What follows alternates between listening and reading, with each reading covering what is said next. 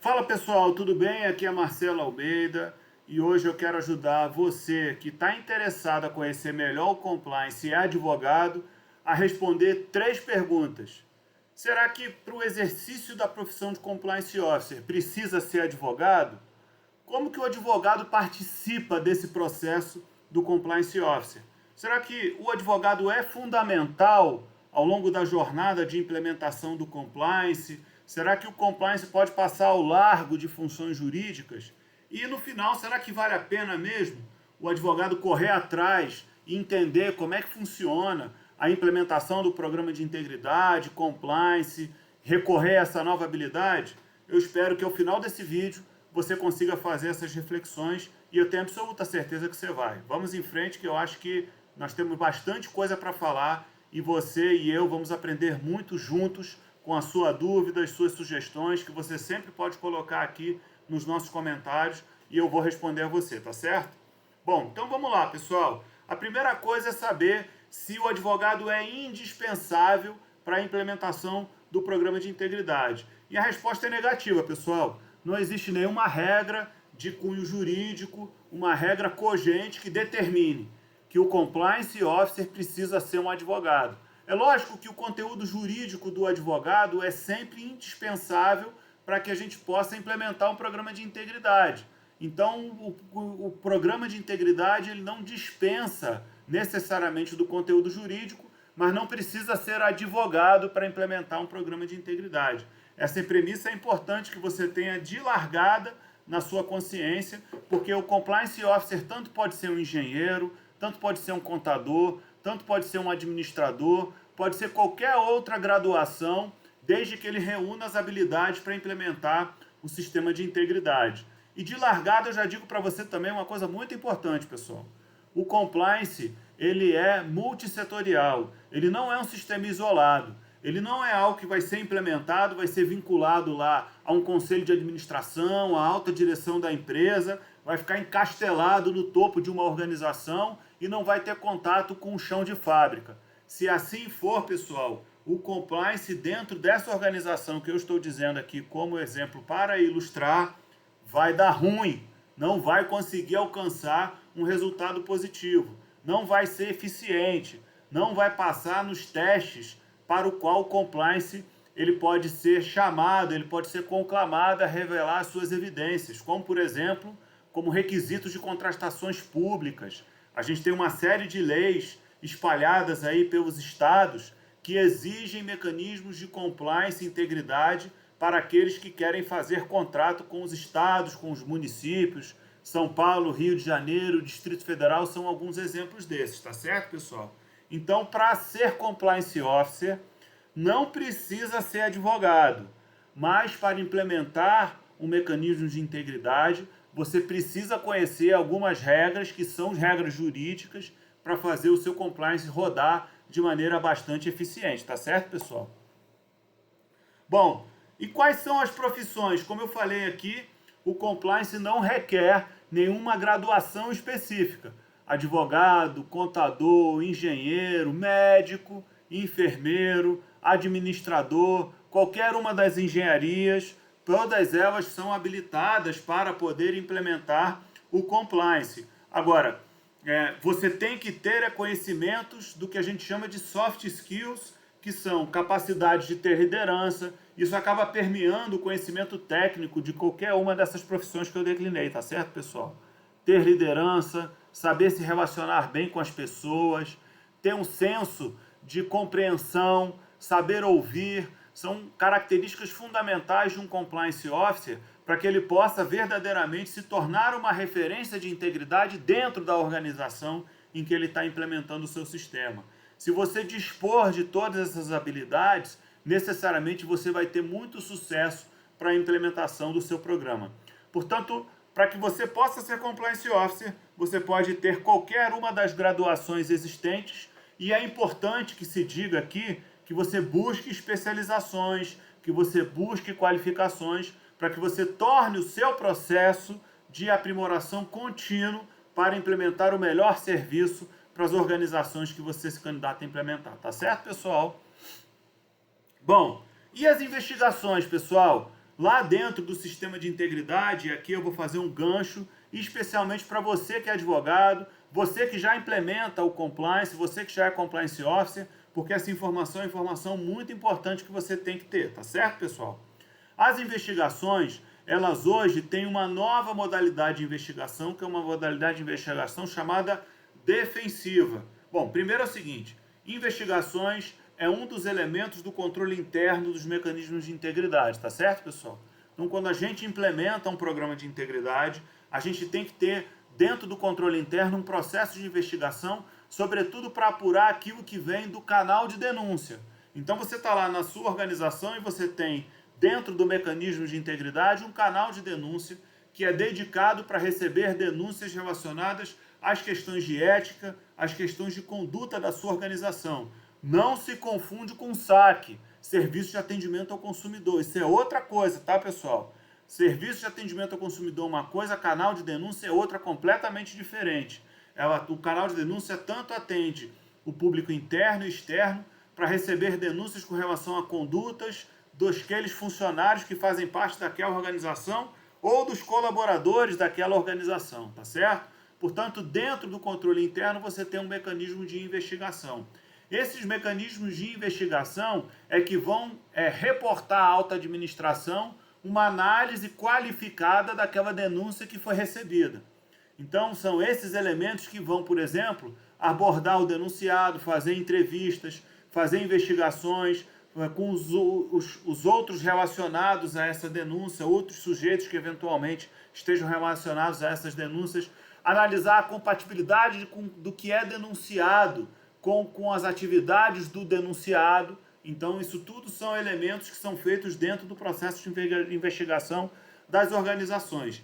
E as investigações, podem ser defensivas, que são essas que são defendidas pelos advogados, e aqui é importante que se diga, pessoal, a investigação defensiva regulamentada pelo provimento 188 é recomendada que seja tocada por um advogado, né? Então, a gente vai falar mais dessas investigações defensivas, né? Agora, independente dela ser uma investigação caracterizada como defensiva ou não, é importante que você esteja habilitado a conduzir um processo de investigativo.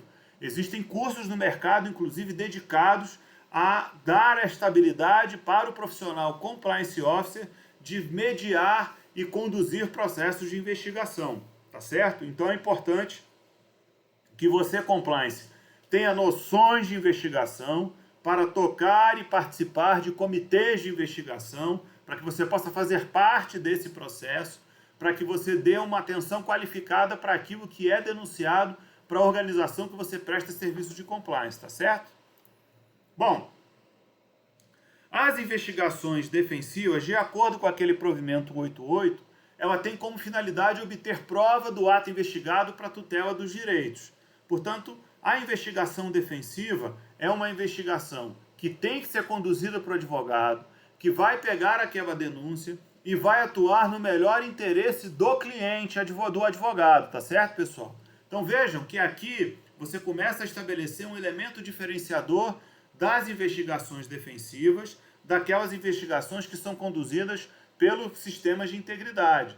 Aqui há uma relação do advogado com o cliente que vai buscar os atos investigados para a tutela dos interesses do seu próprio cliente, né? Então, ele tem uma diferenciação das investigações que são conduzidas pelo sistema de integridade, que são mais interessados com o fato do que com o sujeito. Eles vão efetivamente apurar os fatos e encaminhar o relatório investigativo para quem de direito dar a condução adequada para aquilo que foi apurado.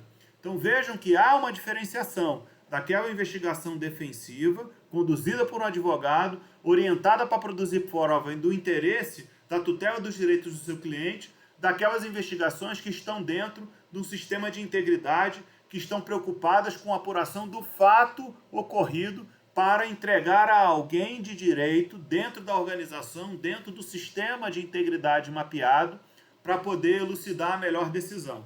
Então a gente tem diferenciações e essas diferenciações são fundamentais, pessoal, para que a gente não possa prescindir das competências nos seus devidos interesses no momento em que elas são clamadas.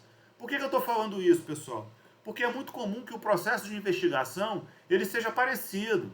O processo de investigação defensiva, por intermédio de entrevistas, oitiva de pessoas, colheita de informações dentro da organização, busca de históricos para poder apurar as práticas ocorridas e formar um dossiê probatório que vai orientar a defesa do interesse, pode ser o mesmo mecanismo utilizado dentro de um processo de investigação interno, dentro de um comitê interno de investigação, para alcançar a melhor qualificação do fato ocorrido e entregar a quem de direito a tomada de decisão a partir daquilo que está estabelecido dentro do processo de integridade, tá certo?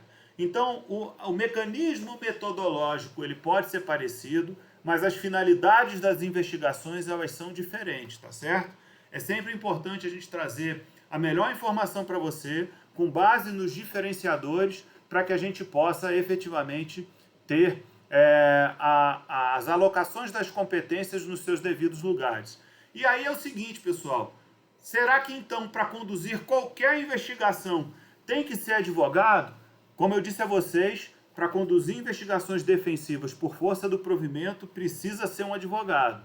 Me parece, né, salvo o melhor juízo, e fica para sua reflexão, que se a investigação considerada defensiva não for conduzida pelo advogado, defensiva ela não vai ser. Porque a própria investigação, assim qualificada como defensiva, ela possui como elemento fundamental a presença do advogado na sua condução.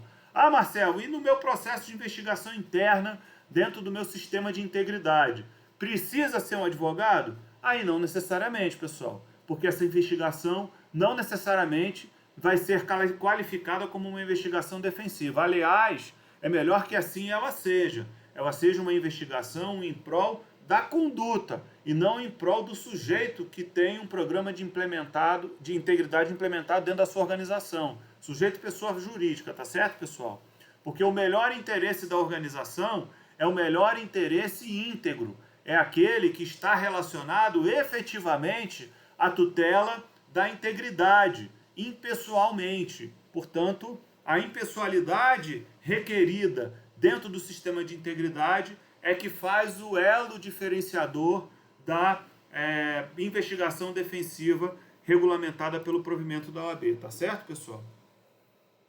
Agora, as investigações elas são requeridas dentro do sistema de integridade, porque o controle interno faz parte desse elemento. Como eu disse, as investigações dentro do sistema de integridade podem não ser investigações defensivas, mas elas necessariamente vão ser investigações que vão poder conduzir o aperfeiçoamento da avaliação daquele fato, a qualificação daquele fato, para que ele possa indicar qual é a melhor solução que a alta administração vai tomar no caso concreto.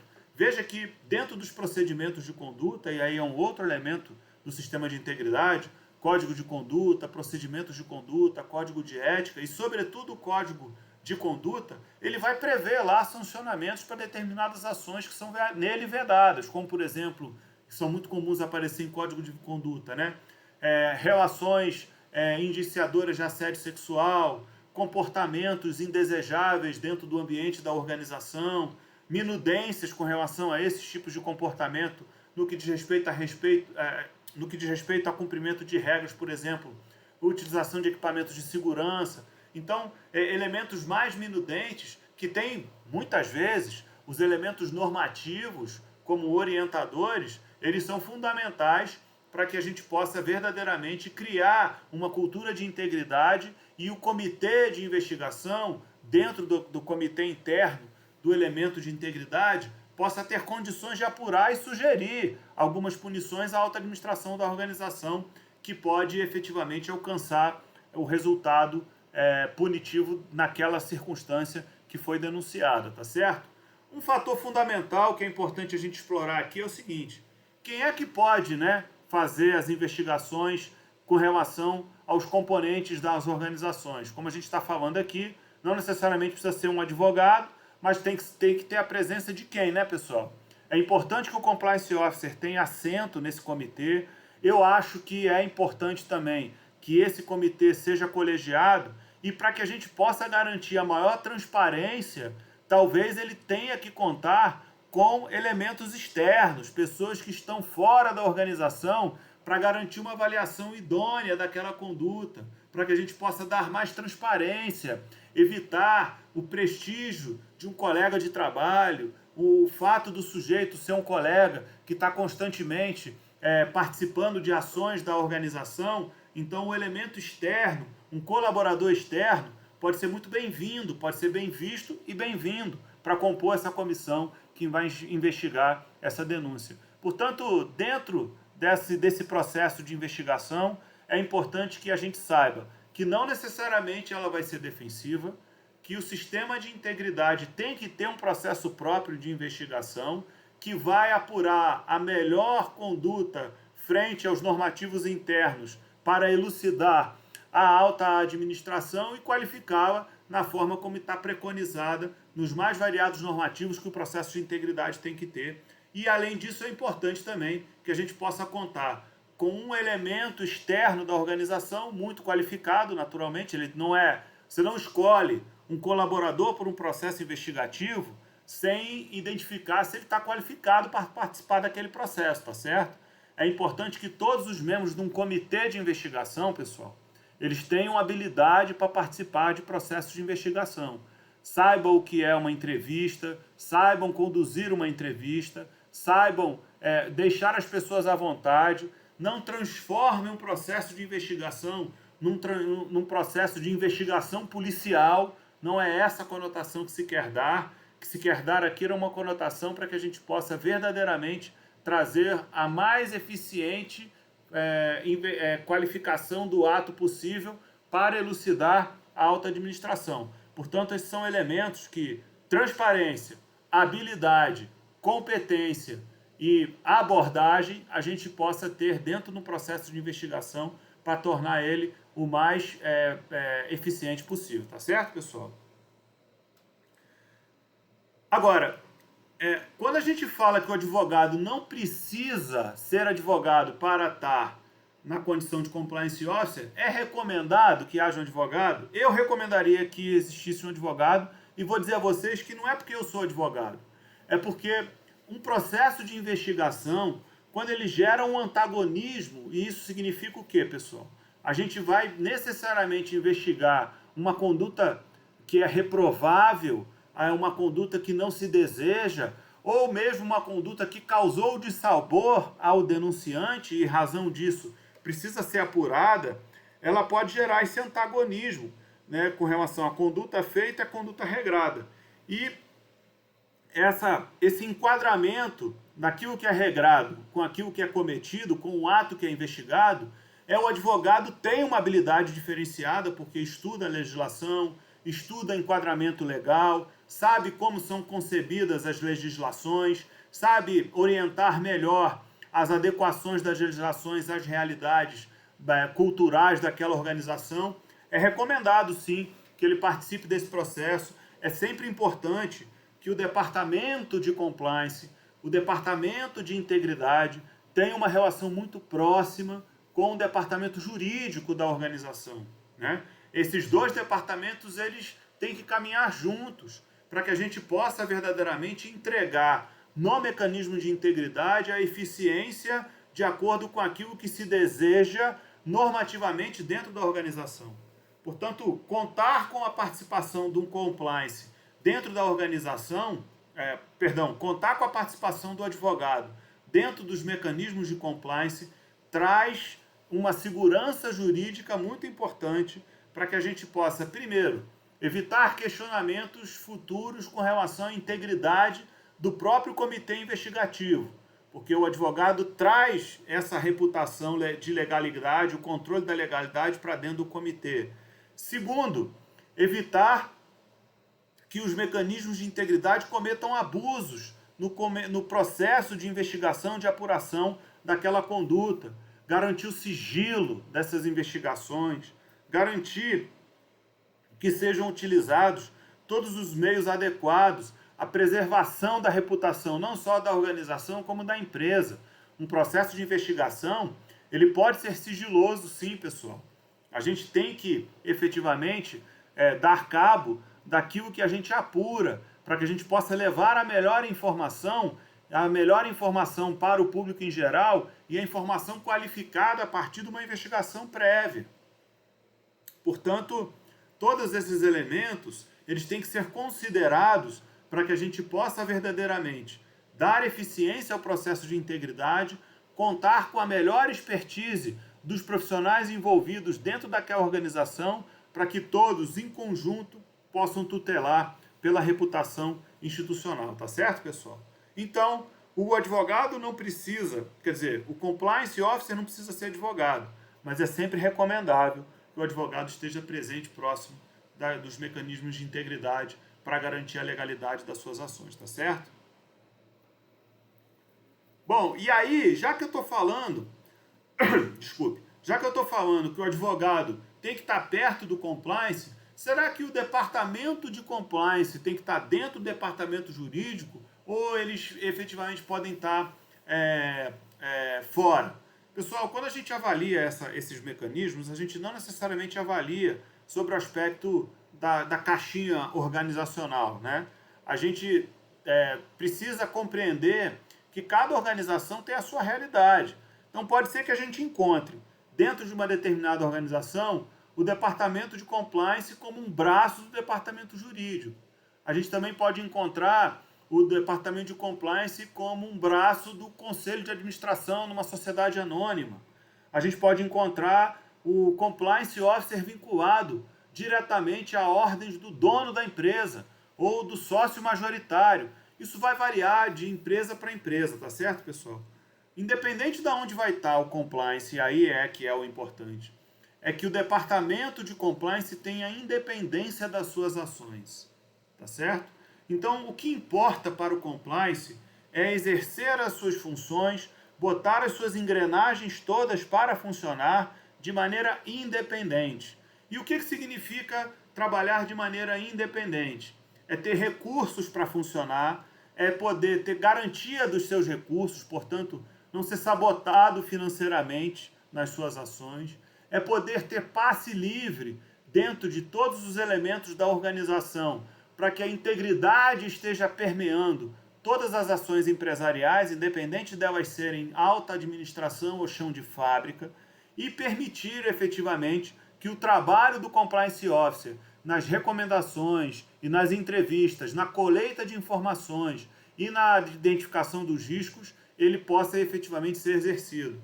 Então, aquela empresa que atrasa a implementação do compliance, que está sempre prorrogando uma entrevista, deixa para a semana que vem conversar com o compliance officer sobre um risco que muitas vezes é um risco alto, ela não contribui definitivamente para o funcionamento adequado do departamento de compliance, tá certo, pessoal?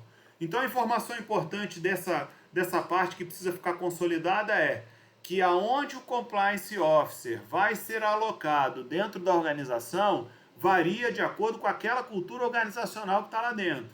Agora, o que é importante, independente da caixinha, aonde que vai ficar a caixinha, é que as funções do compliance officer sejam exercidas de maneira independente e que sejam garantidos a ele o recurso e liberdade necessária para atingir as metas de implementação do sistema de integridade de maneira eficiente. Tá certo, pessoal? Se você gostou desse vídeo, eu quero fazer um convite para você. Além dessas questões do processo de investigação, além dessas questões dos mecanismos de integridade, como funcionam, todos eles, eu vou fazer nos próximos dias uma aula que você só vai saber o dia e o horário se você clicar nesse link que está aqui embaixo desse vídeo, como está direcionando essa setinha, fazer a sua inscrição. E nessa aula, o que eu vou fazer, pessoal? Eu vou mostrar todos os alcances do compliance, especialmente para você, profissional liberal, advogado, engenheiro agrônomo, contador, administrador, profissional liberal de uma maneira geral ou funcionário público responsável por essa implementação dentro do sistema de integridade na sua organização estatal, como que essas ações se ligam como um mecanismo, como um funcionamento adequado, para que você possa ter a informação de como que isso funciona de maneira eficiente e poder qualificar melhor o seu trabalho, atribuir melhor na sua carteira o exercício dessa profissão que é a profissão de Compliance Officer, tá certo, pessoal? Clica no link aqui embaixo, não se esquece de se inscrever e aí a gente vai acompanhar juntos a melhor solução, seja ela investigativa, seja ela preventiva, do Compliance Officer na sua atuação passo a passo, de maneira bastante eficiente, tá certo? Siga a gente nas redes sociais, Integridade BSB, Compliance BSB, Facebook, Instagram, YouTube. Conte com a gente está sempre por aí, sempre provendo informações de maneira eficiente a conduzir que relações sociais e negociais elas sejam cada vez mais éticas, mais probas e mais íntegras. E conte comigo nisso. Mande seu comentário, mande seu e-mail e a gente vai estar sempre junto, porque esse é meu propósito de vida. Eu espero que seja o seu também. Vamos juntos. Um forte abraço e até a próxima.